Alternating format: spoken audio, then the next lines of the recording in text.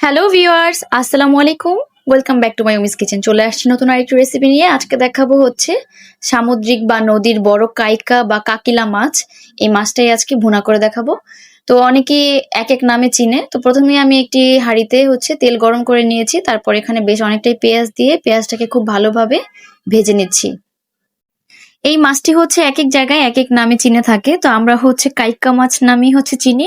তো কথা বলতে বলতে আমার পেঁয়াজটাও কিন্তু খুব সুন্দরভাবে ভাজা হয়ে গিয়েছে। এরপর এখানে পরিমাণ মতো একটু পানি দিয়ে হলুদ গুঁড়ো, মরিচ গুঁড়ো আর লবণ স্বাদ মতো দিয়ে তারপর হচ্ছে মশলাটাকে খুব ভালোভাবে কষিয়ে নিব।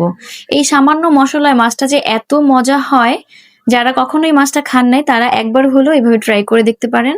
আমার কাছে তো বেশ পছন্দের একটি মাছ।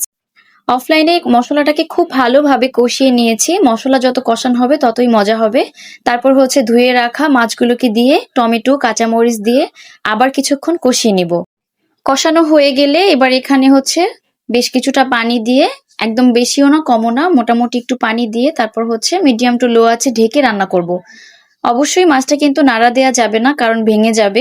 অফ ক্যামেরায় আমি প্রায় অনেকক্ষণ রান্না করে নিয়েছি। পানিটা যখন শুকিয়ে আসবে, মাছটা মাখা মাখা হয়ে যাবে, তখনই নামিয়ে ফেলবো। আজকের ভিডিওটি এই পর্যন্তই। দেখা হবে নেক্সট ভিডিওতে। আল্লাহ হাফেজ।